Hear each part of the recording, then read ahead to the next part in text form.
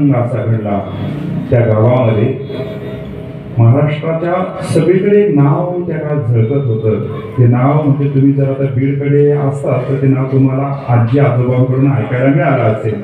ते नाव होतं कान्हा भील. हे नाव तुम्ही सर्वांनी ऐकलं असेल. अण्णा, हे नाव तिकडे प्रसिद्ध होतं. कान्हा भील हे नाव प्रसिद्ध होतं. इंग्रजांना अत्यंत त्रस्त पळव करून सरणारा तो कान्हा भील, तो क्रांतीवीर होता, भगवत भक्त होता. परंतु इंग्रज दिसला कविता स्वातंत्र्याचे तुकडेच करायचे. माझ्या देशावर स्वातंत्र्य आक्रमण करतायत, माझा देश गुलामगिरीमध्ये घेऊन गेले म्हणून इंग्रज दिसला का त्याचे तुकडेच. टीम होती कान्हा भीलाची, डोंगरामध्ये राहायचा. कुठून आला कुठे गेला कोणाला कळायला तयार नव्हते. इंग्रज त्रस्त झालेले होते, काय करायचं म्हणून त्यांनी बरोबर मोठे फील्ड लावली. 50,000 रुपयाचं बक्षीस हे ठेवलं आणि त्यांच्या अधिकाऱ्यामधून एक टॅलेंट, हुशार, दैदिप्यमान, ब्राह्मणकुळामध्ये जन्माला आलेला एक अधिकारी निवडला ज्याचं नाव गणेश दत्तात्रय सहस्रबुद्धे. ऐका, गणेश दत्तात्रय सहस्रबुद्धे या सत्पुरुषाला सांगितलं तुम्ही महाराजाचं रूप घ्या, एका मंदिरात जाऊन बसा आणि कान्हा भील कधी त्या गावात येतोय, कुठे येतोय, काय सगळी बातमी आम्हाला पोहोच करा. 50 लोक तुमच्या भोवती राहतील विष बदलून. पकडून जर दिलं तर त्या काळातले 50,000 म्हणजे आजच्या काळातले 50 लाख रुपयाचं बक्षीस. आणि टॉपचे गुप्तहेर प्रमुख फक्त 50 लोकांना माहिती होतं तर हे महाराज नाही तर गणेश दत्तात्रय सहस्रबुद्धे गुप्तहेर संघटनेचे प्रमुख आहेत. दाढी वाढवली, जटा वाढवल्या, भगवे कपडे परिधान केले आणि लोणी गावामध्ये, शिरूर तालुक्यामधलं लोणी गाव, त्या गावामध्ये मारुतीच्या मंदिरामध्ये ते राहायला लागले.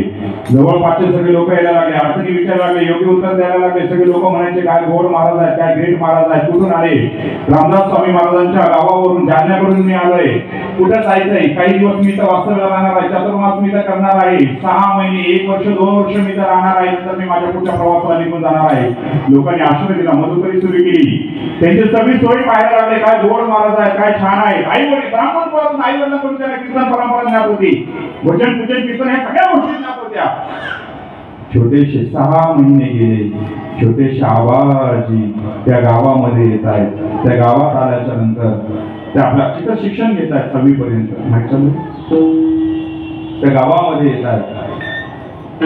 रोज शाळेत जात असताना छोटेसे आबाजी, वय वर्ष 12, मंदिरात जात असताना फक्त चेहऱ्याकडे पाहिजे, हसायचे, शाळेत निघून जायचे. 6 महिने गेले. चोराच्या मनात हे काही महाराज होते का खरोखरचे? ते कोणाला पकडण्याकरता आले होते? कान्हा भीलाला पकडण्याकरता आले होते. हा छोटासा मुलगा हसतोय का? 6 महिने होते, रोज पाहायचे, हसायचे आणि निघून जायचे. एक दिवस हाताला पकडलं. कोण आहे? आबाजी तुपाची सानप. इथं कोणाकडे? केशवराज बडे पाटलांचा नातू आहे.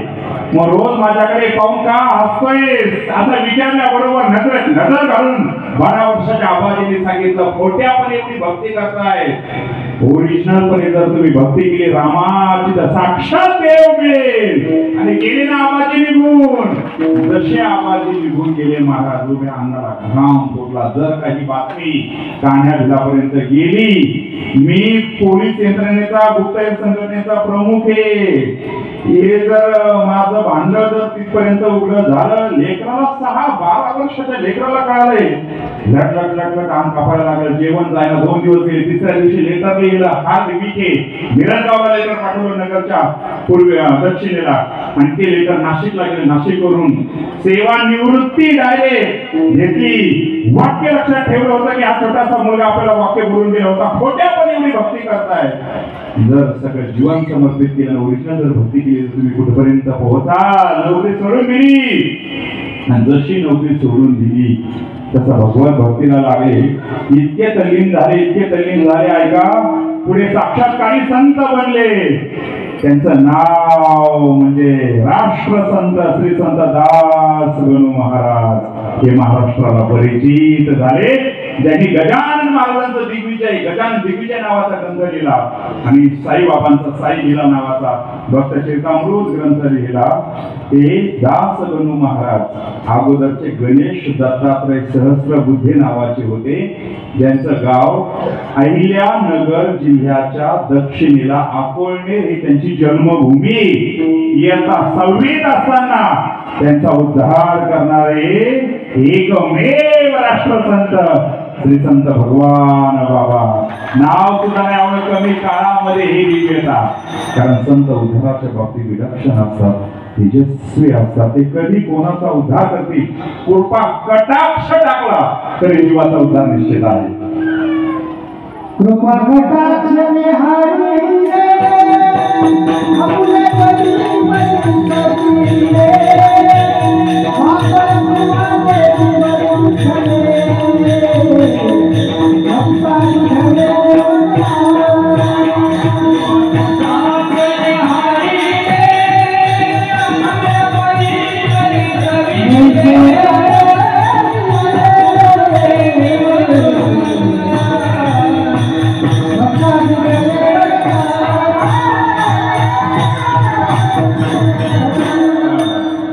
संत 4 पद्धतीने उद्धार करतात. शब्दच्या माध्यमातून, स्पर्शाच्या माध्यमातून, नेत्र दृष्टीच्या माध्यमातून आणि संकल्पाच्या माध्यमातून. पूर्वीचा असलं शिष्य कुठे असलं इथं संकल्प करू द्या तिथं त्याचा उद्धार होईल, एवढी ताकद संतांमध्ये आहे. ऐका, संतांत 4 प्रकार आहेत. पहिले आहेत ब्रह्मवृत्तीचे संत, दुसरे आहेत गौणी वृत्तीचे संत, चौथ्या आहेत प्रमावृत्तीचे संत, तिसरे आणि चौथ्या क्रमांकाला आहेत ब्रह्ममूर्ती संत. ऐका, पहिला प्रकार आहे ब्रह्मवृत्तीचे संत. ब्रह्मवृत्तीचे संत म्हणजे काय, ते दिसायला सेम संतांसारखे दिसतात. त्यांचा सगळा आकार, आश्रम, येणं जाणं सगळ्या गोष्टी संतांसारखे दिसतात, परंतु ते संत नसतात.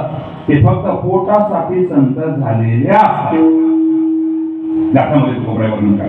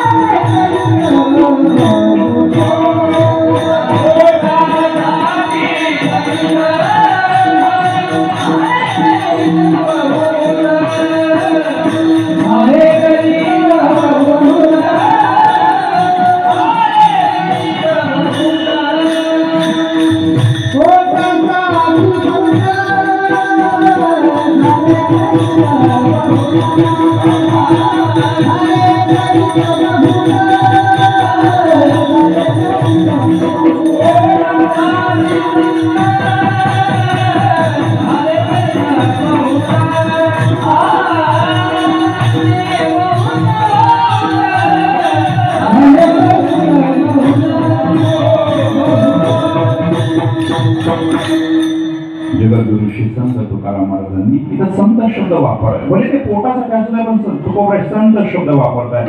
महासंत शब्द ब्रह्मवृत्तीचा वाचक आहे, ही गोष्ट लक्षात घ्या. संत पहिला ब्रह्मवृत्तीचे संत प्रकार बाजूला ठेवा. 2 नंबरला आहे गौणी वृत्तीचे संत. गौणी वृत्ती शब्दाचा अर्थ गुणतः जे असते त्याला गौणी वृत्ती म्हणतात. पदवाच्याचे गुण आवाच्याच्या ठिकाणी ज्यावेळेस ते प्रतिमान होतात, त्यावेळेस पदवाच्याची आवाच्याच्या ठिकाणी असणाऱ्या वृत्तीला गौणी वृत्ती म्हणतात. इथे न्यायशास्त्र मी 2.5 वर्ष अभ्यासलं, ते जगातलं सगळ्यात अवघड शास्त्र आहे. मी सोडून दिलं, वेदांत शास्त्राकडे आलो. पण 12 वर्ष ज्यांनी अभ्यासलं पेपर मात्र डॉक्टर न्यायाचार्य नामदेव महाराज शास्त्रीजी आज भगवान गडाचा केवढं सुंदर पद्धतीने वैभव सांभाळत आहे. हे इतकं घोर व्यक्तिमत्व गडाला लाभलं.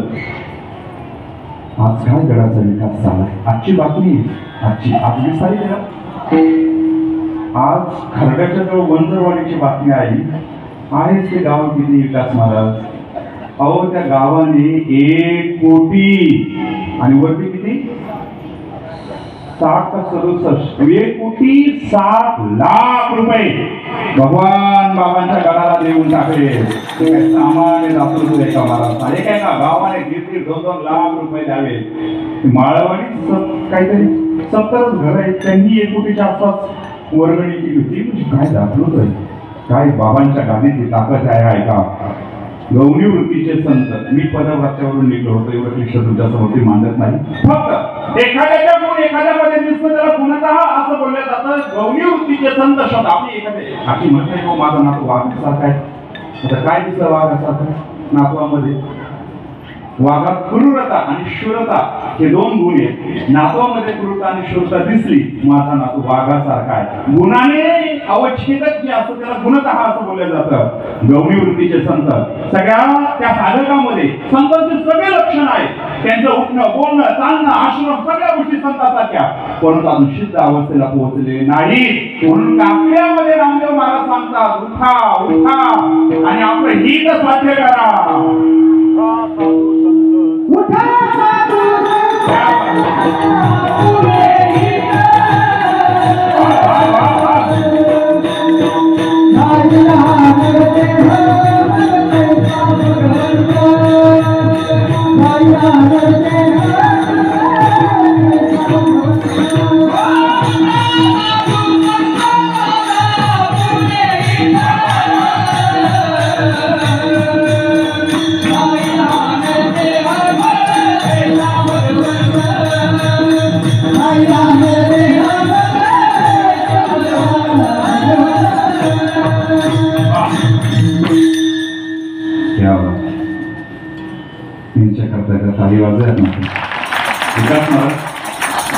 तुम्ही एवढ्या सुंदर पद्धतीने व्यवसाय पण सांभाळत आहे आणि मला समाधान वाटते अध्यात्म पण सांभाळत आहे. दिवसभर ड्युटी, संध्याकाळी कीर्तन ऐकतात.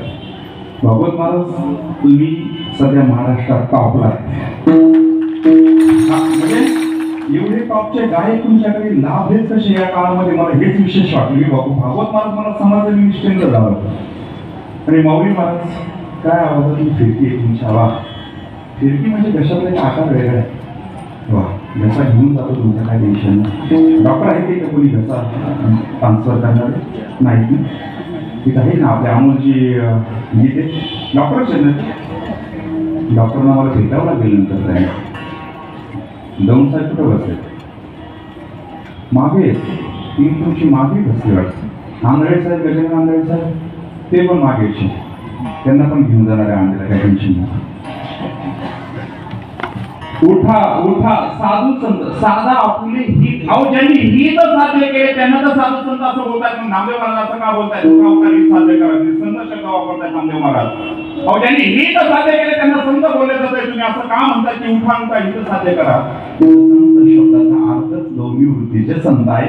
दुसरा मुद्दा सांगा. तिसरा मुद्दा प्रमावृत्तीचे संत. प्रमावृत्तीचे संत जे दृष्टी दिशे ते हरिरूप पूजा ध्यान जप त्याचे नाही. त्याला पूजा करायची गरज नाही, ध्यान करायची गरज नाही, जप करायची गरज नाही. कारण जे दृष्टी देशे भगवान साक्षात्कार झालाय.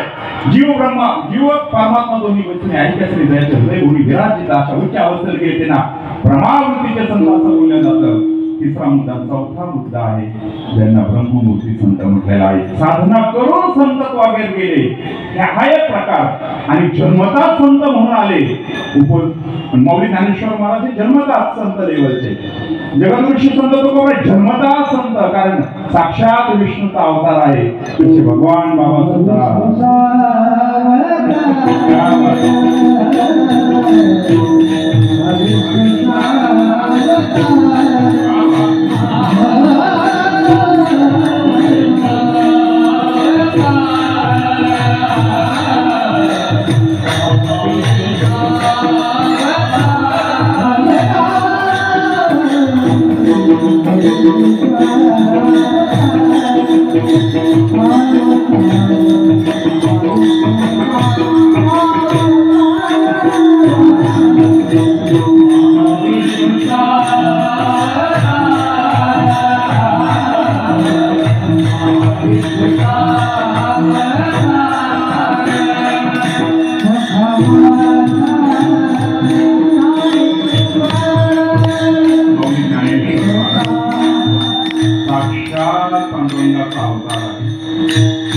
महाविष्णूचा अवतार आहे.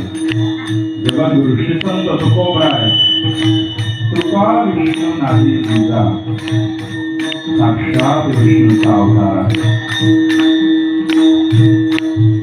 साधना करून संतत्वापर्यंत जाणं प्रमावृत्तीचे संत, पण जन्मदास संत म्हणून जन्माला येणं याला ब्रह्ममूर्ती संत बोलले जातं. भगवान बाबा ब्रह्ममूर्ती संत म्हणजे साक्षात विष्णूचा अवतार आहे. ऐका, जालिंदराचा वध करायचा होता. जालिंदर राक्षस आहे. वृंदेला पातिव्रत्याच्या बाबतीत वृंदा सगळ्या जगात एक नंबर आहे. जालिंदराचा वध व्हायला तयार नाही. भगवान विष्णूने इथं सुद्धा चलाकी केली आणि जालिंदराचं रूप घेतलं. तिथं पातिव्रत्य नष्ट केलं. बरोबर जालिंदराचा प्राण झाला. पुढे एक वृंदावन रूपाने तुळशीच्या रूपाने अवतीर्ण झाले. भगवान विष्णूने तिचा स्वीकार केला. तू माझं पातिव्रत्य नष्ट केलंय, मला आता तुझी म्हणून मी भूतलावरती अवतीर्ण होईल. तुळशीच्या रूपाने ती आली. शाप दिला होता पण मनात विष्णूला, तिचा तू माझा घात केलास ना म्हटले. ज्या अवयवाने तू माझा घात केलास ते अंग तोडावंच लागेल. म्हणून पखाल लोहावरती जो प्रसंग घडला, तिथं तुळशी उगवल्या आणि त्यांनी आठवण करून दिली मी सांगून भगवान विष्णू म्हणजे साक्षात भगवान बाबा, साक्षात महाविष्णूचा अवतार ज्ञानोपाध्याय आहे.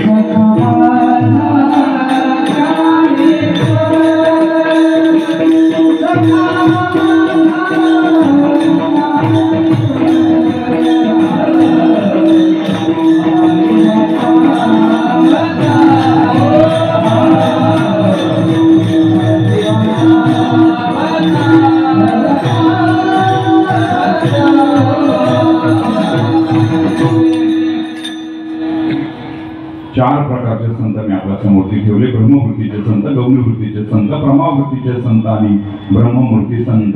जे ब्रह्ममूर्ती संत आहेत ते भूतलावरती अवतीर्ण होतात. नामदेव महाराज सांगतात कशा करता अवतीर्ण होतात? जनसामान्याचा उद्धार करण्याकरता ते भूतलावरती अवतीर्ण होतात. अभंगाचं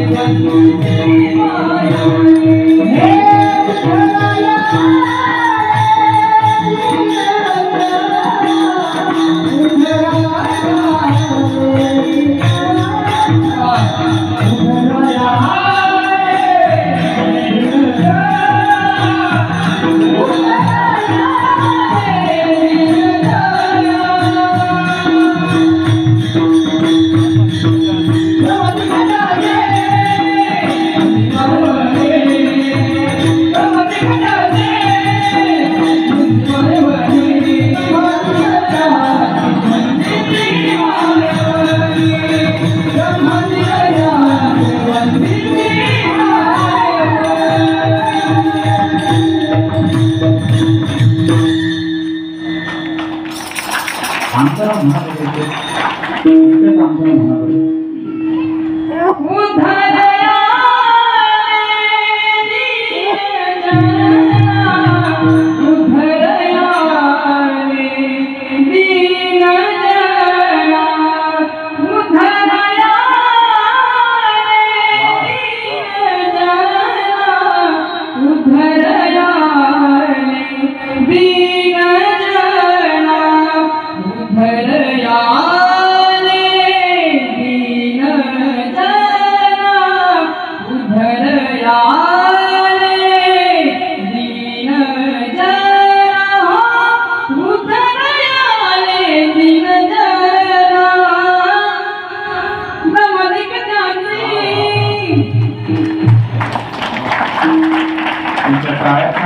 किती आनंद गोड गातो म्हणजे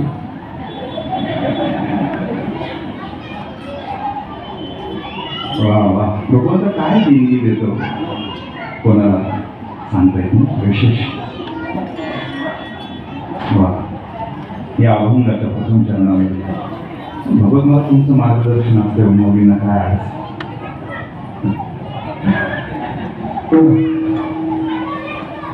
ब्रह्ममूर्ती संत जे की अवतीर्ण झाला का मी अभंगाला पण व्यवस्थित नाही देतोय आणि चरित्राकडे पण थोडासा स्पर्श करतो कारण चरित्र आणि अभंग कीर्तनकाराचा घामच फुटतो ते एकत्र करायचं म्हटलं विकास महाराज हे काही एवढं सोपं नाही सगळं काम सोपं आहे पण कीर्तन करणं सगळ्यात अवघड आहे तुम्हाला वाटतंय महाराज बोलताय छान 12 वर्ष अगोदर एवढी साधना करावी लागते अभ्यास करावा लागतो त्याच्यातही काल काहीतरी विस्मरण होतच एवढं सोपं नाहीये तसं अरे माझं मला केस आहे बरोबर रिटायरमेंट का ऑन ड्युटी चोपडे घालून का नाही आले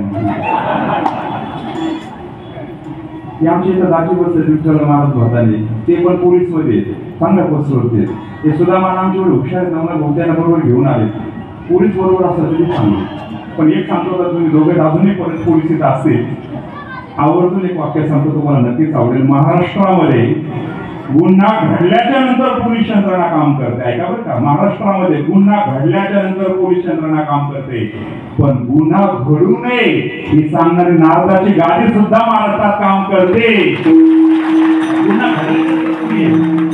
पण गुन्हा घडू नये सांगणारी ही गाडी महाराष्ट्रात उभा आहे जवळ जवळ 7 कोटी महाराष्ट्रामध्ये वारकरी संप्रदायाची संख्या आहे मग तुम्ही ठरवा किती सप्ते होत असतील 11 नाही अजून किती सप्ते होत असतील त्याचे गणतीच नाही मी तर म्हणतो गृह खात्याने जरा या व्यासपीठाला एक विशिष्ट पॅकेज दिलं पाहिजे कारण गृह खात्यावर एवढं खर्च चाललाय पोलिसांना सगळ्यांना टेबलावरून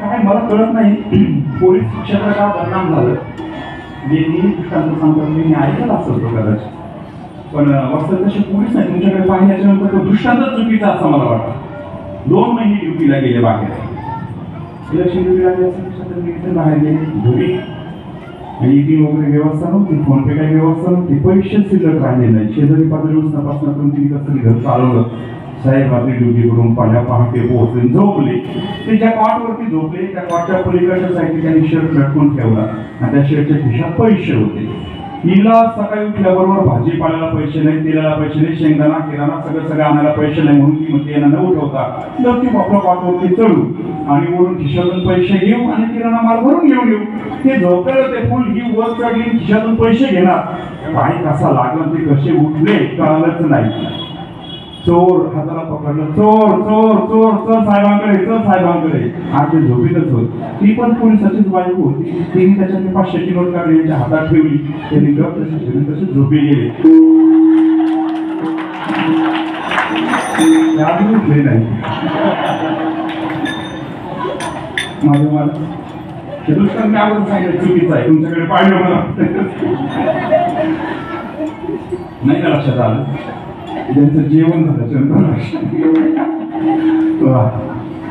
एवढी गोड टीम आहे भूतलावरती संत अवतीर्ण होतात मी भगवान बाबाला लोणी वारणीमधून आता बाहेर घेतोय 7वी पर्यंत शिक्षण त्यांचं पूर्ण झालं आणि भगवान बाबा पुन्हा आपल्या सुपेसावर गावामध्ये आले गावामध्ये आल्याच्या नंतर मी ब्रह्ममूर्ती सांगण्याच्या अगोदर त्यांचा दासगुरु महाराजांचा त्यांचा प्रसंग सांगितला. डायरेक्ट मी भगवान बाबाला ब्रह्ममूर्तीपर्यंत घेऊन गेलो तर शून्य वर्गांचा गैरसमज होईल की भगवान बाबांची पुण्यतिथी आहे म्हणून महाराज त्यांना तिथपर्यंत घेऊन जातात की काय.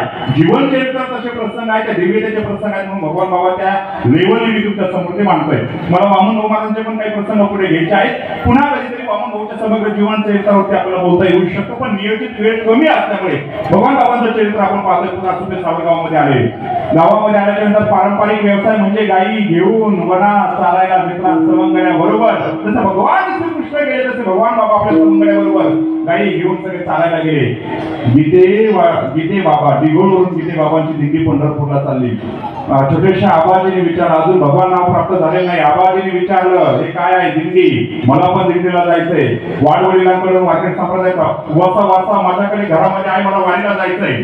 माझ्या आईला वडिलांना सांगा, काही तुम्ही मित्रांनी सांगितलं घरी घेऊन जा. आई वडिलांना न सांगता अत्यंत कमी वयामध्ये त्या काळात वारी करणारे एकमेव संत म्हणजे आबाजी दोबाजी सानप पाटील. हे त्या काळातले अत्यंत लहान वयामध्ये गुरु सोडून दिले, ऐकलं नाही, वडिलांना नाही, गेले ना गीते बाबा बरोबर. आणि जसे ते पंढरपूरला गेले, जाताना गीते बाबांची सेवा करायची. संध्याकाळी झाली का गीते बाबा वारी चालायला असतात त्यांचे पाय दाबायचे. ऐका, संध्याकाळी पंगत असेल तर लुटू सगळीकडे वाढायचं काम करायचं, पाणी द्यायचं काम करायचं, वारकऱ्यांची सेवा करायची. गीते बाबांच्या मनामध्ये छोटे शाबाजी भरले. तो बाजी पाटलांचा मुलगा किती घोर आहे. सुपे सावरगाव मधून तो आपल्या दिंडीमध्ये आलाय. आपल्या दिंडीमध्ये सगळे ज्येष्ठ माणसं आहेत, पण एवढा कमी वयातला एवढा गोड बालक काय गोड सेवा करतोय. बाबांचा जिव्हाळा आबाजीने जिंकला. दिंडी पंढरपूर मध्ये गेली. दशमीला सगळा विधी कंप्लीट झाला नाही. बरोबर एकादशीच्या दिवशी सकाळी प्रदक्षिणा पांडुरंगाचं दर्शन घेऊन ज्यावेळेस छोटीशी माळ घेऊन गीते बाबांच्या समोर आबाजी उभा आहे. बाबा मला माळ घालायची. एवढ्या लहान वयात माळ घालता येईल का? हो घालायची. आबाजीने काही विचारता गीते बाबा म्हणजे तुमचे काही प्रश्न आहेत का बाळा? छोट्याशा आबाजीने गीते बाबाला विचारलं, काय मार्मिक प्रश्न विचारलं? प्रश्न विचारायचं सुद्धा कळालं पाहिजे किंवा आपण काय बोलतो हे सुद्धा, त्याचं उत्तर काय द्यायचं हे सुद्धा लक्षात आलं पाहिजे ना. गीते बाबा पण संत आणि आबाजी पण त्या लेवलचे संत होते. काय उत्तर द्या? तसं आता लहान मुलं फार फास्ट आहे. ही पिढी ना ही डायरेक्ट आता 5G नाही, ही 6G मध्ये गेलेली पिढी सगळी. अजून फार फास्ट आहे. एक मुलगा शाळेत गेला, गुरुजी घरी भांडण झाले असते आणि बिगर टिफिनचे शाळेत आले तर दुपारी भूक लागली. त्या मुलाला म्हटले, बा तुझा टिफिन मला खायला दे. पण बिंदास तुम्ही टिफिन खामास.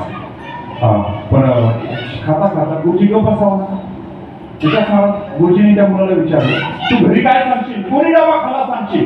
गुरुजी तुम्ही बिंदास खा, मी काही सांगेल माझ्या आईला कारण नाही पण तू सांग ना.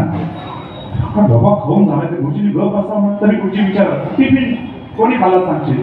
मुलगा म्हटला, गुरुजी तुम्ही टेन्शन घेऊ नका, मी आईला सांगेल कुत्र्याने डबा खाल्ला.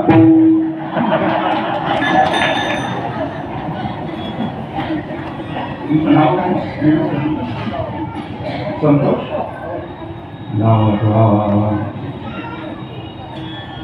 आपले संतोष महाराज, तुम्ही मला ते नांदेड शाळा मंडळामध्ये माझ्या तिथे कीर्तन झालं त्यावेळेस तुम्ही होता संतोष महाराज.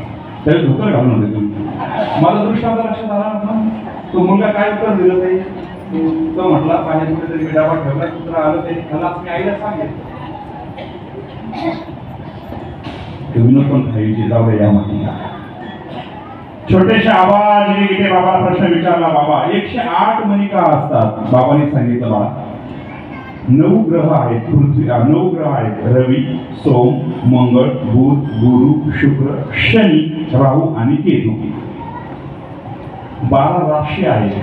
मेष, वृषभ, मिथुन, कर्क, सिंह, कन्या, तुला, वृश्चिक, धनु, कुंभ, मकर, मीन. 12 राशी आहेत. 12 राशी, 9 ग्रह. 12 गुणिले 9 = 108. इंग्लिश मीडियम होते काय सगळे? 12 गुणिले 9 108. गुरु ग्रह ज्यावेळेस मकर राशीमध्ये असतो. आता मकर संक्रमण झालं ना. गुरु ग्रह मकर राशीमध्ये असतो आणि अमावस्या असते. त्या अमावस्याला त्यावेळेस माघ महिना असावा लागतो. पौष महिना असावा लागतो. त्याची अमावस्या यावी लागते. ती मौनी अमावस्या म्हणून नाथ परंपरेमध्ये नाथ संप्रदायाला विशेष महत्व आहे. ती बुधवारी 29 तारखेला आहे आणि म्हणून बरोबर हा योग येतो त्यावेळेस प्रयागराजला कुंभ होतो. ज्यावेळेस गुरुग्रह सिंह राशीमध्ये येतो त्यावेळेस अमावस्या यावी लागते. त्यावेळेस त्र्यंबकेश्वरला कुंभ होतो नाशिकमध्ये. गुरुग्रह मेष राशीत जावा लागतो त्यावेळेस उज्जैनला कुंभ होतो. गुरुग्रह कुंभ राशीमध्ये जावं लागतो त्यावेळेस हरिद्वारला कुंभ होतो. हे लक्षात येते का? जगाचं ग्रेट सायन्स मी बोलतोय. 9 ग्रह 12 राशी आहेत. 9 गुणिले 12 108 म्हणून मायेमध्ये 108 असतात. मणी असतात. भगवान बाबा विचारतात अजून काही कारण आहेत का? आवाज विचारतात अजून काही कारण आहेत का? गीते बाबांनी सांगितलं बाळा आपलं शरीर 36 तत्वाचं आहे आणि याला 3 गुणामध्ये विभागले केले जातं सत्व रज आणि तम. 36 तत्वाचा मूळ हरी हे 36 तत्वाचं शरीर आहे. 36 गुणिले 3 = तुम्ही हे 4 म्हणावं तुम्ही टेन्शन घेऊ नका. माळीमध्ये 4 महिने असतात. ऐका ते म्हणजे अजून काय कारण आहे का? हो आपल्या ज्योतिषशास्त्रामध्ये 27 नक्षत्र सांगितलेले आहेत. ऐका बरं का ज्याचं मूळ नक्षत्र असेल ना त्या माणसाने कधीच बाबीचं झाड तोडायचं नाही. जर तुम्ही बाबीच्या झाडात कुऱ्हाड मारली ती कुऱ्हाड उलटून तुम्हाला लागणार तुमचं मूळ नक्षत्र असेल तर. ज्योतिषशास्त्र तुम्हाला अभ्यासायचं असेल तर मी तुमचे ऑनलाईन क्लास घेऊ शकेल काही अडचण नाही. फक्त 24 तासातून मला कधी कॉल करायचा आहे. ज्योतिषशास्त्र मी लॉकडाऊनमध्ये अभ्यासलं याचं कारण विकास महाराज त्यावेळेस मी ज्योतिषशास्त्र मला माझ्या स्वामीजींनी ऋषिकेशचे त्यांनी सांगितलं. मी कॉलेजला सकाळी नोकरी मागत होतो. युनिव्हर्सिटीमध्ये कॉलेजला जायचं. स्वामीजींना विचारून स्वामीजी माझी पत्रिका पाहिली त्यांनी सांगितलं वयाच्या 32 नंतर विदेश गमने. मी हसला अक्षरशः. वयाच्या 32 नंतर स्वामीजींनी सकाळी खाल्लं तर संध्याकाळी खाण्याची अडचण मधुकरी आणायचं. ते शिया भाकरी मधुकरीच्या डब्यात भरायच्या आणि कॉलेजला गेल्यानंतर मला आठवतं मी कधीच मुलामध्ये जेवलो नाही. एकटाच जेवून घ्यायचो कारण ते सगळे ब्राह्मण परिवारातले मोठमोठ्या घराण्यातले त्यांच्यासमोर कुठे आपला डबा ओपन करताय त्याच्यात मधुकरी शिया भाकरी चटणी आहे. आईने फोन केला पोळ्याच्या दिवशी काय खातोय म्हणलं पुरणपोळी खातोय आणि मी खात होतो शिळे तुकडे. बाबा मला आपण ह्याच पद्धतीने आणीमध्ये शिक्षण घेतो शिळे कारण मला माहिती मी जर सांगितलं तिला मी शिळे तुकडे खातो तर ती रडत बसत ती जेवणार नाही घरी. म्हणून ज्यावेळेस स्वामी माझं कसं विदेश गमन होईल वयाच्या 32 नंतर बरोबर 33 लागलं तर मी मलेशियाला 2019ला संस्कृत शिकवायला जाऊन आलो. मग म्हटलं ज्योतिषशास्त्र आपल्याला शिकायचं म्हणजे 100% शिकायचं. मग थोडंसं ज्योतिषशास्त्राचा मी लॉकडाऊनमध्ये अभ्यास केला आहे का.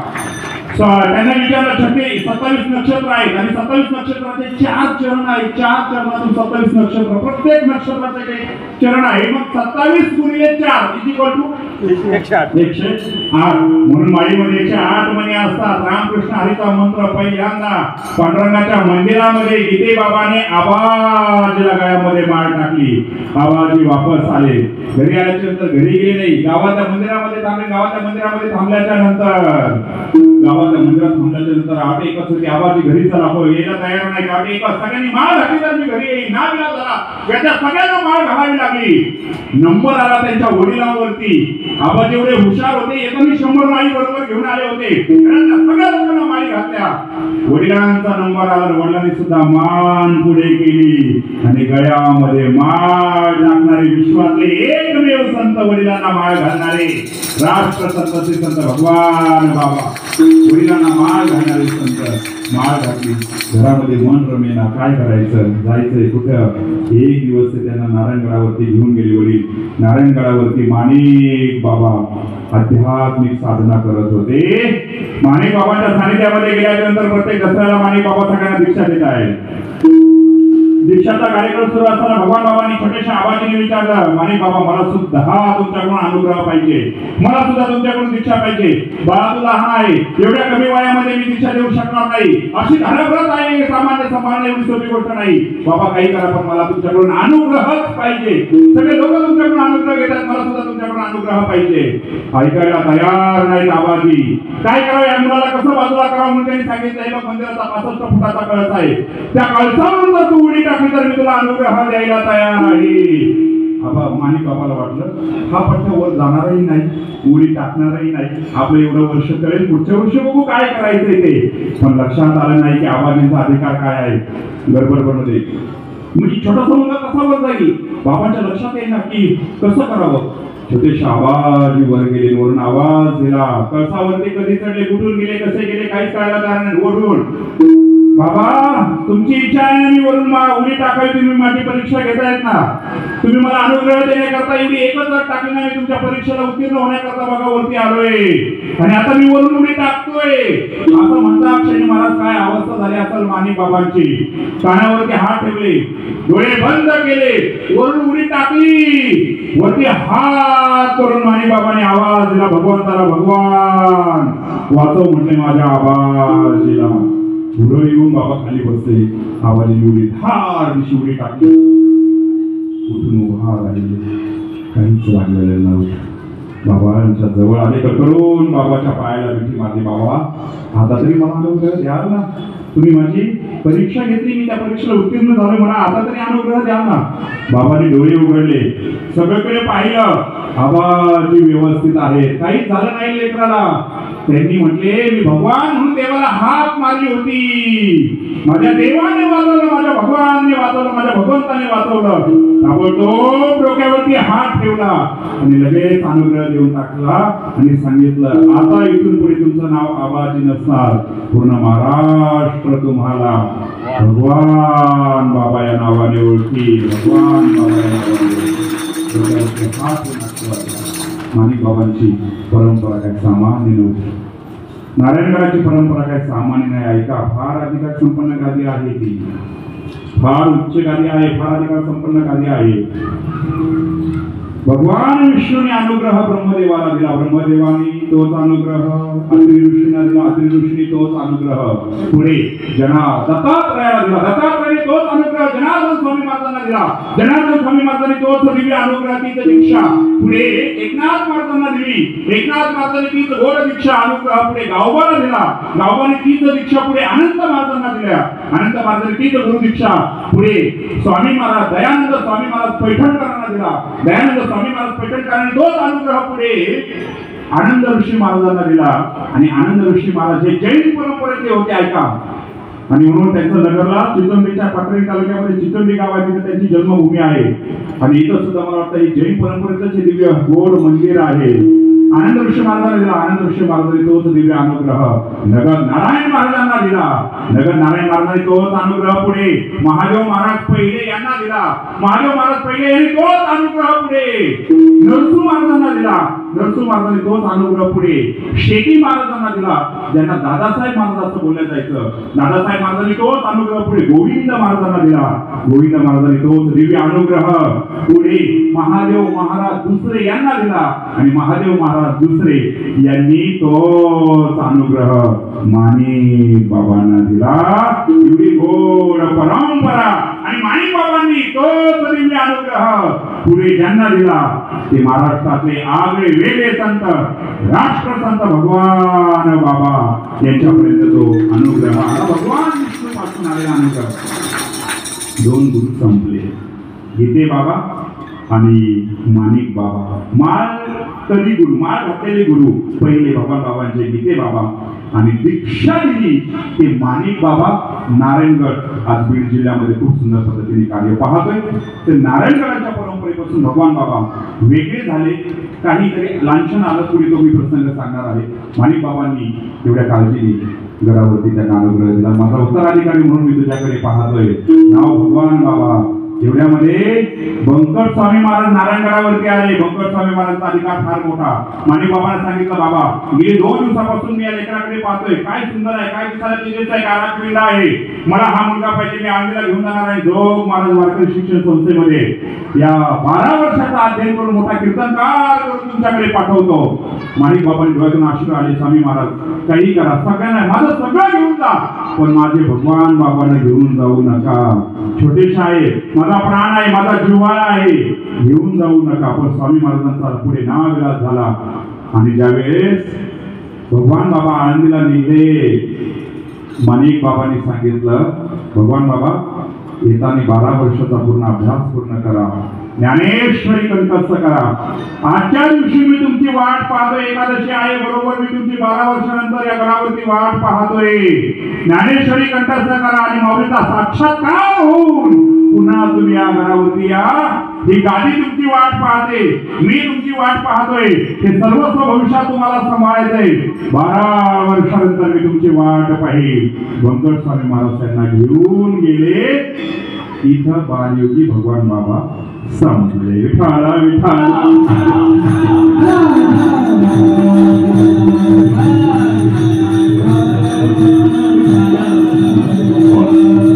बालयोगी भगवान बाबांचं चरित्र मी आपल्या समोर ठेवलं. आता साधक भगवान बाबा ऐका. आळंदीमध्ये आले. साधकीय दशा सुरू झाली. उद्योग महाराज नागरी शिक्षण संस्थेमध्ये बंकट स्वामी महाराजांच्या मार्गदर्शनाने सगळं अध्ययन सुरू झालं. व्याकरण, भगवद्गीतेचे संहितेपासून अभंग पाठांतर वगैरे या सगळ्या गोष्टी भगवान बाबांच्या सुरू झाल्या. भगवान बाबांनी अगोदर एक सत्पुरुष घेऊन गेले होते. आळंदीत गेल्यानंतर सगळ्या विद्यार्थ्यांनी सांगितलं सगळ्यांच्या नादी लागायचं, पण तिथे बसत इंग्रजांच्या तटावरती ज्ञानेश्वरी गाथा पाठ करतायत. ते वामन महाराज चुकूनही त्यांना स्पर्श करत नाही, काही बोलायचं नाही. का? ते म्हणजे फार शापाजपी शराजपी आहे, फार डेंजर आहेत म्हटले. आणि वामन महाराजांचा स्वभाव तसा होता, कारण ते एवढे तेजस्वीतेने राहत होते. कारण साधनेत विक्षेप नको. सत्पुरुष अशाच पद्धतीने जीवन जगतात.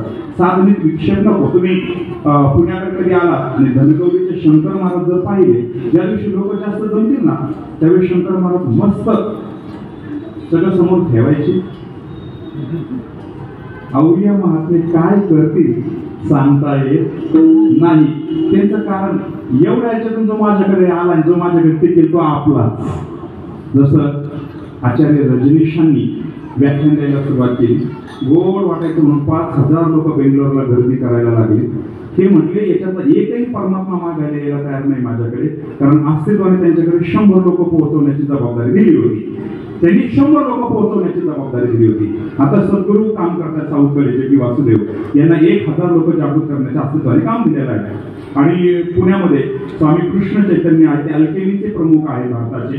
रॉकेटचे सिक्रेट डिपार्टमेंट आहे त्यांचं. नासाचे सायंटिस्ट आहेत, इस्रोचे सायंटिस्ट आहेत. त्यांच्याकडे 10,000 लोक पोहोचवण्याची जबाबदारी दिलेली आहे. वर्तक नगरमधून पण बरेच साधक तिथे येत आहेत. पुण्याच्या जवळ चांदे हिंजवडी आणि हिंजवडीच्या जवळ चांदे म्हणून गाव आहे. तिथं स्वामीजींचा आश्रम आहे. कोणाला भेटायचं असेल तर मी तुम्हाला त्यांचा ऍड्रेस देऊ शकतो. जागृत आहेत, प्रबोध आहे. 10,000 लोकांना पोहोचवण्याच्या अस्तित्वाने त्यांच्याकडे जबाबदारी दिलेली आहे. जसं रजनीशांच्या 5,000 लोक ऐकायला यायला लागले. हे म्हणजे आता गबाळ बाहेर काढायचं कसं, याच्यातून ओरिजिनल शोधायचे कसे, असं प्रवचन ठोकलं. दुसऱ्या दिवशी फक्त 30च लोक आले. किती? 30 लोक आले. ते म्हणजे 30च आपले बाकीचे काय. अवलिया महात्मे काय करतील पब्लिकला बाहेर करण्याकरता सांगता येत नाही. ऐका या मागे रजनीशांचं नाव घेतल्यामुळे कोणाला मनामध्ये हलचल सुरू झाली असेल तर कृपया मला त्यांनी भेटायचं नाही. मी ओरिजिनल त्याच्या डीपमध्ये जाऊन स्टडी करणारा माणूस आहे, वरवर तुमच्याशी बोलणारा माणूस नाही. कारण त्या माणसाला जेवढं बदनाम केलं एका दृष्टांतावरून, आणि ती दृष्टांत ती गर्दी हटवण्याकरताच केलं होतं. ओरिजिनल माणसं आपल्याकडे कोण येणार आहे? अवलिया महात्मे शंकर महाराज.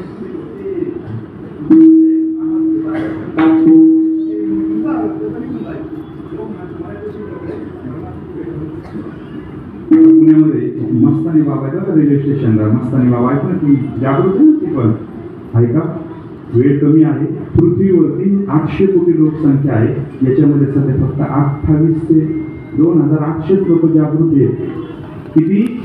2,800 लोक आहेत फक्त जागृत. एवढी भयान सिच्युएशन म्हणून सध्या आपण चालली पृथ्वी. आता फक्त 2027 पर्यंत चेतना ऍक्टिव्ह आहे. या 70 पर्यंत 2070 पर्यंत जी साधना करतील तेच पोहोचणार आहे. पुन्हा 200 वर्ष अवघड कार्यक्रम आहे, कारण सध्या पृथ्वीची चेतना ऍक्टिव्ह आहे. त्यामुळे आता जर साधना केली तुम्ही, आपण भाग्यशाली आहोत. फक्त काय करायचे? ध्यानाला बसायचे, स्वतःशी बसायचे, नामस्मरण करायचे. जी देवता आवडते, जे संत आवडतात त्यांचं नाव घेऊ. फक्त स्वतःशी बसा बसा बसा, फक्त बसत चला. एक दिवस तुम्ही जागृत होऊन जाल, एवढाच निर्वाळा आहे. कारण हे 2 संत त्या अवस्थेला गेलेले होते. ऐका, आळंदीत आले.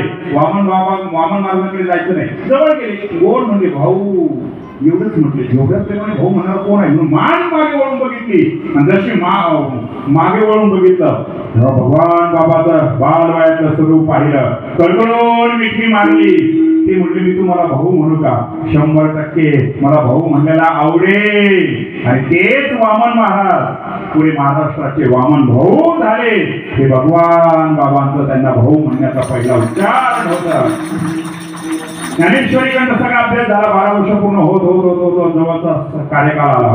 2-3 वर्ष शिल्लक होते, साधारणतः 1 वर्षाचा कार्यकाल शिल्लक होता. गंगोट स्वामी महाराजांनी सांगितलं ज्ञानेश्वरी कंठस्थ पाहिजे. पहिले विद्यार्थी किती दिवसात पाठ करून देऊ म्हणणारे, किती दिवसात पाठ करून देऊ ते म्हणजे 9 महिन्यामध्ये पाठांतर पाहिजे. काय अटी आहे? काही नाही म्हणजे शेंगदाणे खायचे, आधार वृक्षाचे पानं खायचे आणि पाहिजे तेवढं दूध प्यायचं. मला 9 महिन्यामध्ये ज्ञानेश्वरी कंठस्थ पाहिजे. बरोबर 9 महिने ज्ञानेश्वरी गंगोट संघाच्या हातात ठेवली. विचारा कोणती होई धर्मक्षेत्रीपासून ओम नमो अध्यापासून किंबहुना तुमचे केले धर्मकीर्तन ही सिद्धी गेली इथपर्यंत भगवान बाबांनी सगळी कंठस्थ केली. ओवी कोणती विचारा? गंगोट स्वामी महाराज ओवी विचारतात, भगवान बाबा म्हणून देत आहेत. आनंद वाटला ऐका.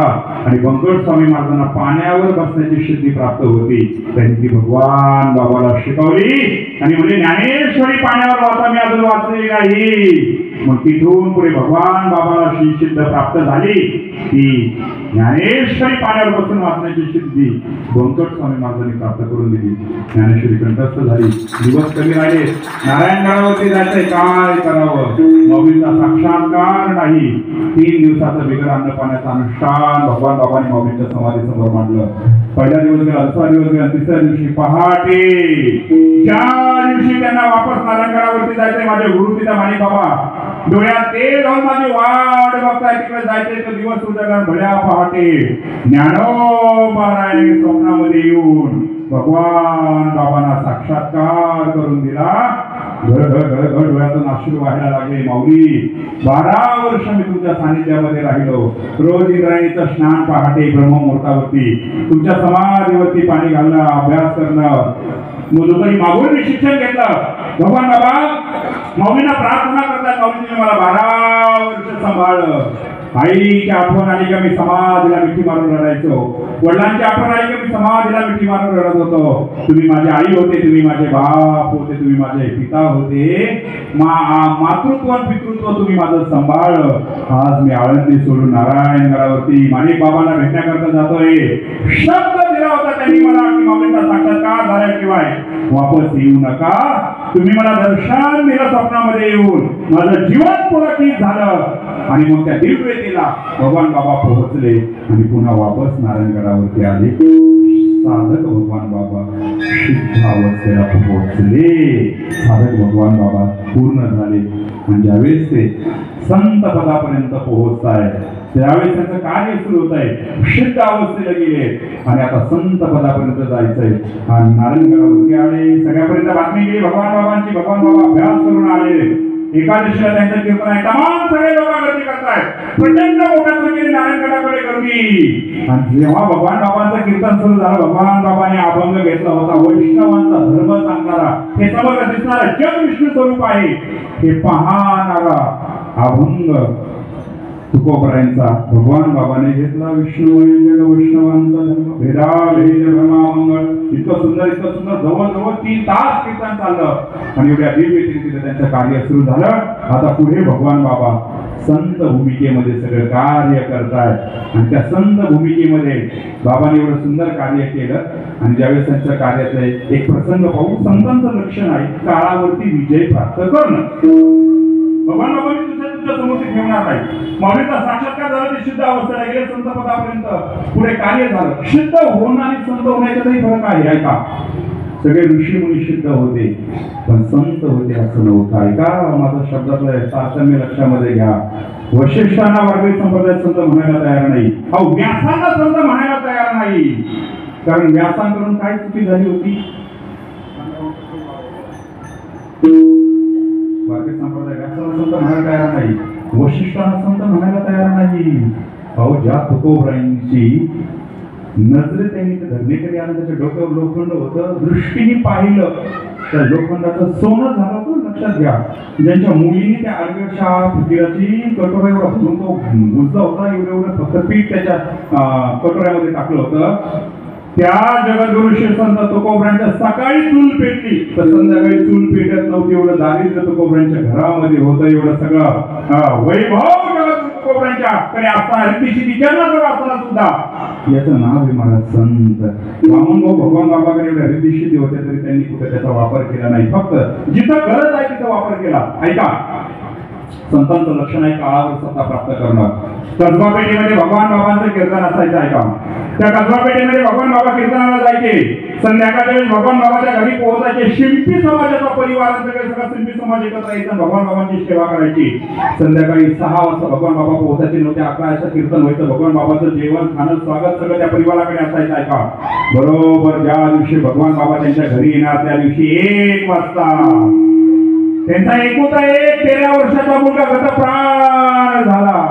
जसा तो मुलगा गतप्राण झाला, सगळेजण म्हटले आपण त्या मुलाची अंतिम विधी लवकर करून घेऊ आणि भगवान बाबा आले की भगवान बाबाच्या स्वागतासाठी उभा राहू. त्या मुलाची आई मध्ये आली, अजिबात जमणार नाही, माझा एकुलता एक 13 वर्षाचा मुलगा आहे. संध्याकाळी भगवान बाबा दरवर्षीप्रमाणे आपल्या घरी येत आहे. माझा मुलगा गेलाय, बॉडी तशीच ठेवू, फक्त भगवान बाबाने एक नेत्र कटाक्ष माझ्या लेकरावरती टाकू द्या, नंतर मी त्याचा अंत्यविधी करण्यासाठी तुम्हाला परमिशन द्यायला तयार आहे. काय करावं? सगळेजण म्हणायचे, आहो त्या मातेला म्हणायचे आपण मुलाचा अंत्यविधी करून घेऊ. संध्याकाळी भगवान बाबाला त्यांच्या येतोची सन्मान करून त्यांना सांगायचं नाही मुलगा कुठे गेलाय काय झाले ते, पण संतांचा आदर व्यवस्थित करायचा. काही केलेली ती माता ऐकायला तयार नाही. सगळ्यांच्या हातापाया पडायची, त्या बॉडीला मागे ओढायची. नाविलाज झाला त्या सगळ्या लोकांचा. बॉडी घरामध्ये ठेवली. संध्याकाळी बरोबर 6च्या दरम्यान भगवान बाबा आले. आल्याच्या नंतर जगात त्याची कोणती माता आहे महाराज?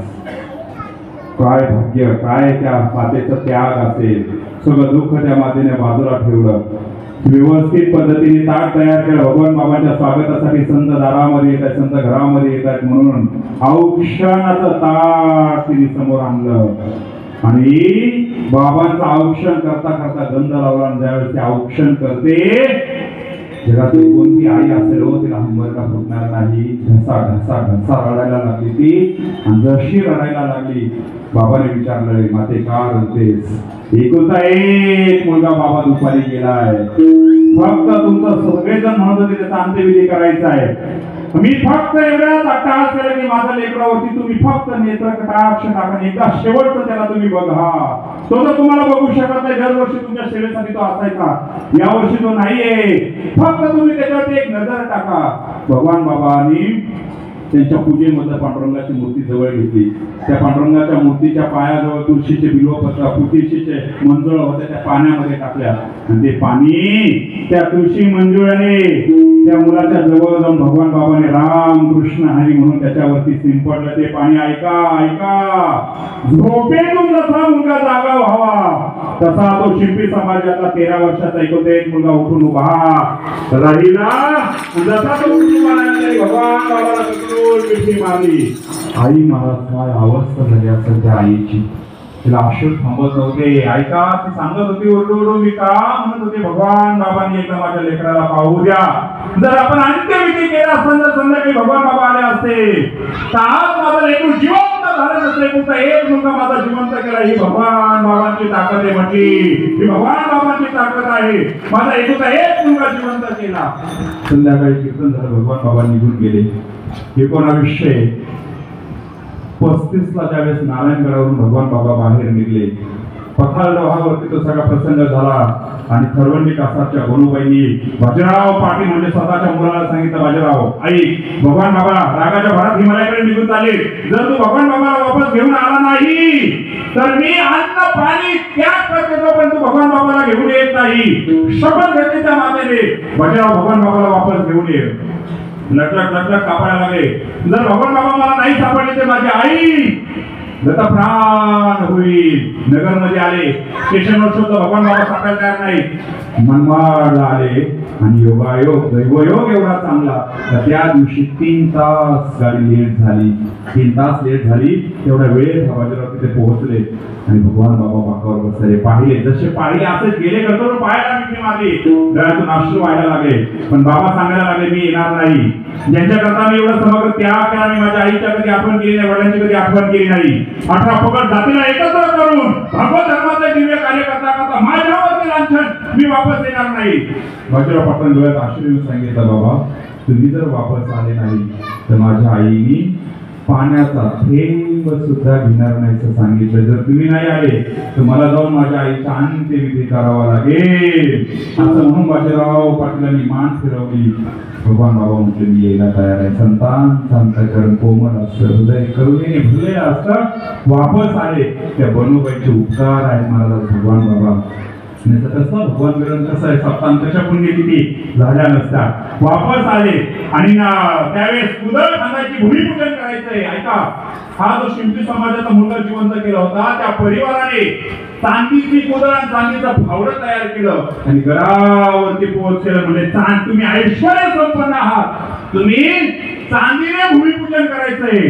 आणि भगवान बाबाने वामन भाऊ महाराजांना बोलून चांदीच्या फावड्याने कुदळीने भूमिपूजन केले. तो गड म्हणजे आता विद्यमान भगवान गणाय धर्म ऋषींच्या गडावरती.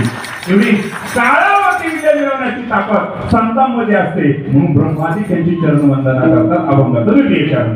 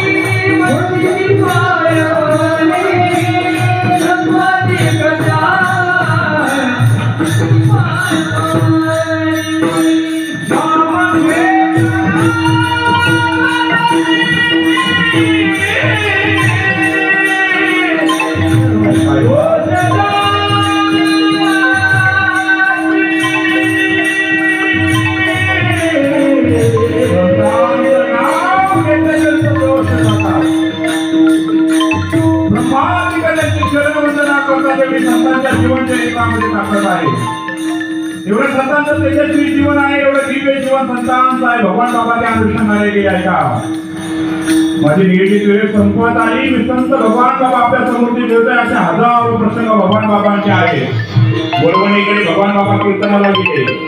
बाबा येणार म्हणून तमाम लाखो लोक बाबांच्या कीर्तनाला. माझं कीर्तन हात लागणार नाही, उशीर झालाय. आणि पळता एक प्रचंड मोठा सर्प त्याला चावला. मंडप जवळ दिसतोय. प्रचंड मोठा नाग त्याला चावला. 5-7 मिनिटात तो गतप्राण होणार. अशा अवस्थेमध्ये त्याच्या लक्षात आलं की आपला साप नाग चावलाय. तसाच आला असा बाबांच्या पायावरती पडला. भगवान बाबाच्या लक्षात आलं. भगवान बाबांनी डाव्या हाताचा अंगठा त्याला चोखायला दिला आहे का. जसं त्याने 4-5 मिनिटं तो हाताचा अंगठा चोखला तसं त्याच्या अंगातलं सगळं विष उतरलं. ताडकन उभा राहिला. 2 तास कीर्तनामध्ये नाचायला लागला. ह्या नामस्मरणामध्ये एवढी ताकद आहे. सगळे दोष बरे हरवत आहे. स्पर्शामध्ये एवढी ताकद आहे. भगवान बाबा कीर्तनाला जात होते. तिथे सुद्धा जवळजवळ 18 प्रसंग भगवान बाबाच्या जीवन चरित्रामध्ये आहे की त्यांनी मेलेल्या व्यक्तीला जिवंत केलं. किती प्रसंग सांगावे वेळ कमी आहे. एवढ्या दिव्यतेने भव्यतेने भगवान बाबांचं जीवन चरित्र. त्याचं नाव घेतल्याच्या नंतर सगळे दोष परिहार होतात. डोंगर ऋषीवरती ज्यावेळेस पांडुरंगाचं मंदिर बांधायचं काम सुरू होतं. भगवान बाबाला सगळेजण येऊन सांगत होते, बाबा त्या राजाबाईच्या घाटामध्ये ते दगड उचलल्या जात नाहीये. प्रचंड मोठ्या शिळा आजही तिथे जर भगवान मंदिरावरती आपण गेलो आणि त्या कॅरिडॉरची जर आपण दगड पाहिले तर आपल्या 6-6, 8-8 फुटाची ती दगड कसे आणले असतील, कसे घडवले असतील. मिस्त्री यायचे, बाबा ते दगड आम्हाला उचलत नाही. भगवान बाबा म्हणजे उचलत नाही का, मी येतो स्वतः. सांगा जोडायचे. बाबा तिकडे जायचे. गेल्याच्या नंतर मोठा दगड असायचा. हात टाकायचे त्याच्यावरती. चल धौम्य ऋषीच्या गडावर जायचंय तुला. 10-10 लोकांना नव्हता दगड. 4-4 लोक उचलून गाडीमध्ये बांधत होते. भगवान बाबांच्या स्पर्शाची ताकद होती. म्हणून शेवटच्या नाथाकडे ज्ञानेश्वरी नाथा ज्ञानेश्वरी वाच 8वा अध्याय नाथा वाचतोय आणि 8व्या अध्यायामध्ये 98 क्रमांकाची ओवी आहे. का झाकले घटीचा दिवा नेने काय झाले के गवा. या रीती जो पांडवा देह ठेवी ही ओवी भगवान बाबांनी ऐकली 3 वेळा. ज्ञानोबा ज्ञानोबा ज्ञानोबा म्हणून भगवान बाबाने देह ठेवून दिला. देह ठेवून दिला. बाकी वाऱ्यासारखी सगळीकडे पसरली. जसं एखाद्या पिंडीचा आळा सुटावा आणि ते वाळलेलं तृण गवत वाऱ्याच्या ओघाने जसं तिथं भटकावं तसं सगळ्यांची अवस्था झाली. बाबांचं पार्थिव शरीर पाथर्डीमध्ये आले भगवानगडाकडे जाणार आहे. कोणी आपल्या अंगावरचं सगळं सोनं टाकत होतं, कोणी पैसे टाकत होतं. बाबा आमचं सर्वस्व घ्या, पण तुम्ही एकदा का होईना उठून आम्हाला दर्शन द्या. परंतु सृष्टीचा नियम राम आले, कृष्ण आले, माऊली आले, तुकोबरे आले, सगळ्यांना जावं लागलं. बाबांचं शरीर भगवान गडावरती आलं आणि गडावरती आल्याच्या नंतर बाबांना तिथं समाधी देण्यात आली. भीष्म महाराजांना उत्तराधिकारी करण्यात आलं आणि बाबांना समाधी देण्यात आली. भीष्म महाराजांनी तेही कार्यकाळ सांभाळला. भीष्म महाराज पुढे नोव्हेंबर 2003 मध्ये भीष्म महाराज पण गेले आणि आता विद्यमान गडावरती डॉक्टर न्यायाचार्य गुरुवारी नामदेव महाराज शास्त्रीजी सध्या भगवान गडाचा सगळा सुंदर कार्यभार पाहतात. गेले गेले सगळे संत कीर्ती रूपाने मागे राहिले. फक्त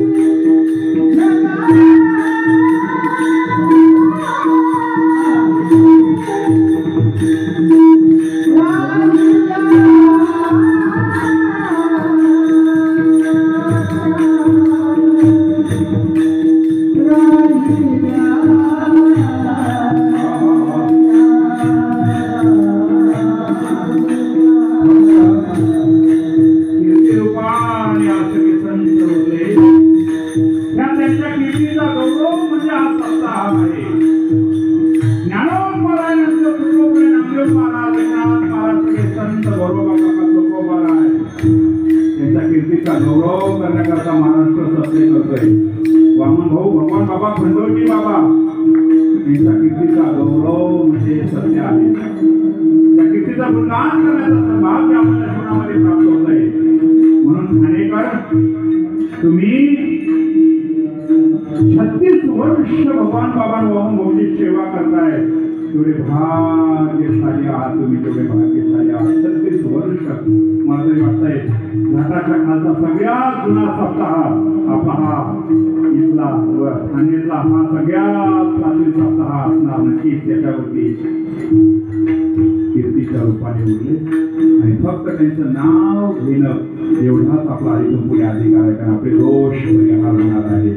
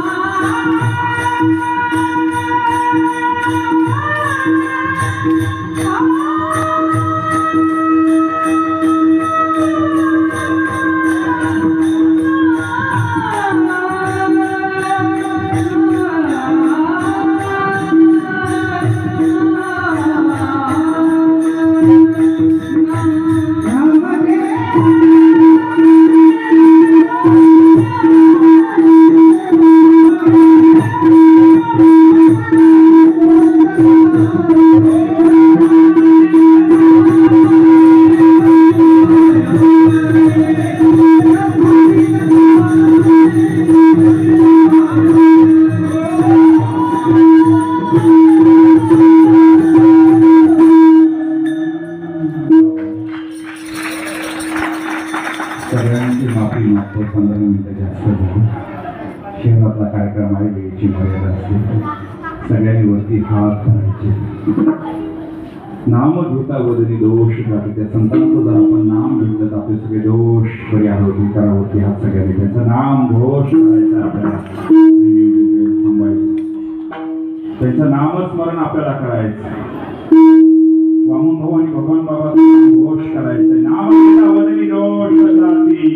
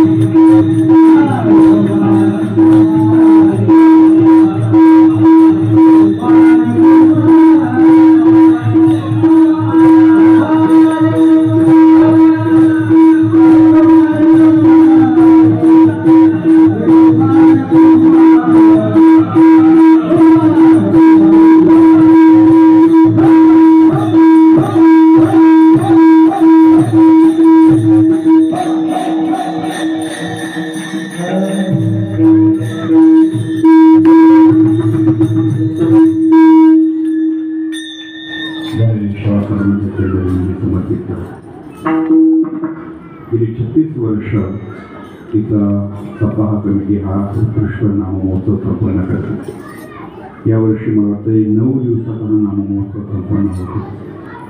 पौष वद्य प्रतिपदा भगवान बाबाच्या पुण्यतिथीचा दिवस यावर्षी योगाकडे मकर संक्रांतीच्या दिवशी आला. ही मोठी आनंदाची गोष्ट आहे.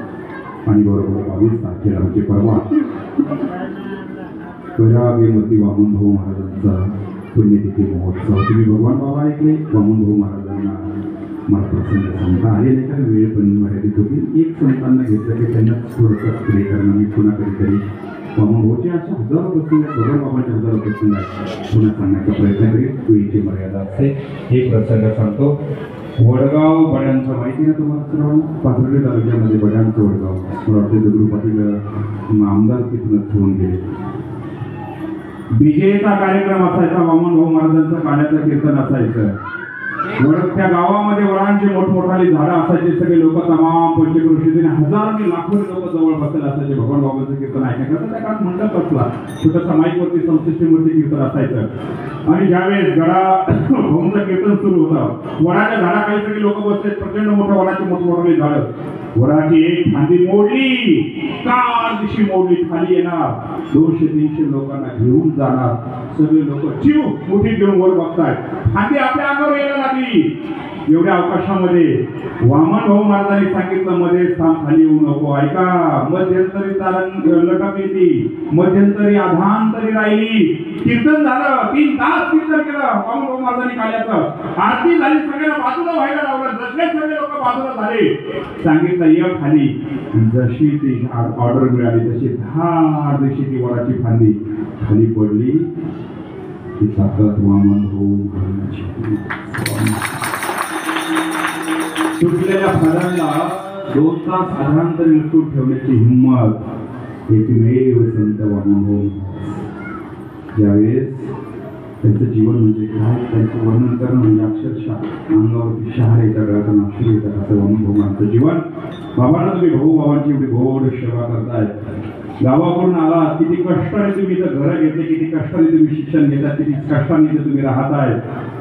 भाऊ बाबा तुम्हाला भरभरून आशीर्वाद देतो. तुमच्या मुलाला काहीच कमी पडू नये. तुमची पिढी खूप चांगल्या पद्धतीने घडो. शिक्षणाने सगळे विदेशात शिकायला जाओ.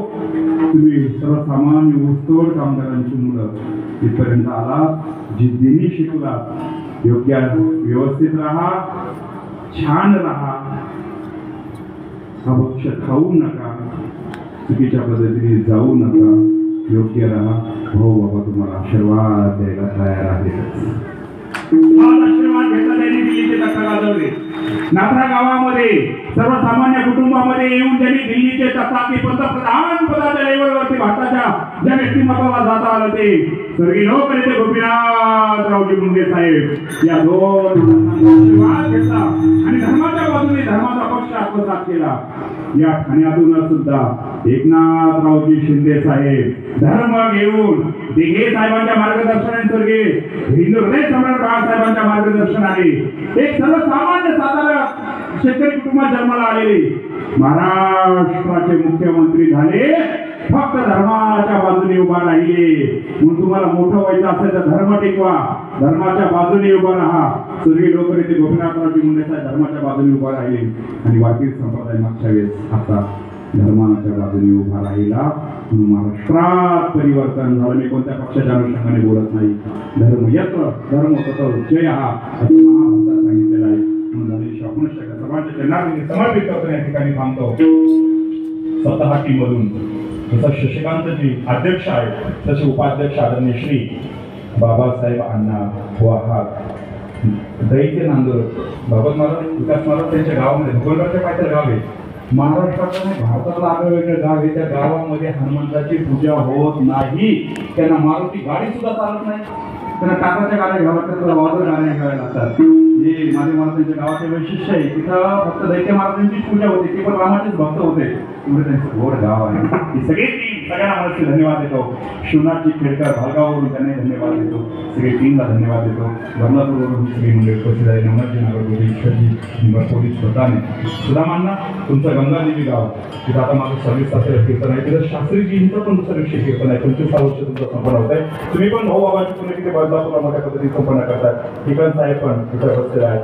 आपला महोत्सव अजून मला वाटतं रेती मंडळात सुद्धा दत्ता महाराज खरमाटे हे खूप सुंदर पद्धतीने रेती मंडळात सुद्धा भाऊ बाबांचा कार्यक्रम करतात. मी म्हणतो आता जे 4000 आकडा आहे ना तो 5000 होऊ द्या ना, काय अडचण आहे. भाऊ बाबांची पुण्यतिथी अजून संपन्न होऊ द्या, काही अडचण नाही. बदलापूरला बरोबर भाऊ बाबांचा सप्ताह 21/1/2025 ते बरोबर 23/1/2025 3 दिवसाचा हा भव्य दिव्य नाम महोत्सव संपन्न होतोय. ठिकाण आहे गाव देवी मंदिर नवदुर्गा वृद्धाश्रमाच्या बाजूला शिरगाव आपटेवाडी बदलापूर पूर्व या ठिकाणी बरोबर 21 ते 23 तारखेला कीर्तन संपन्न होत आहे. आईसाहेब राधाताई महाराज स्थानक काल आपल्याकडे येऊन गेल्या. गणेश महाराज शास्त्री आणि महंत आदिनाथ महाराज शास्त्री असे 3 उत्कृष्ट कीर्तन आहे. सगळ्यांनी त्याचाही आनंद घ्यायचा आहे. ज्ञानेश्वर सर्वांच्या समर्पित करतो. माझे लाडके मित्र विकास महाराज कोस्तेकर, भागवत महाराज सांगे आणि मौली महाराज शेळके आणि आदरणीय श्री बाळासाहेब महाराज आणि सिद्धांत दादा यांच्याकरता जोरदार टाळी वाजवायचे.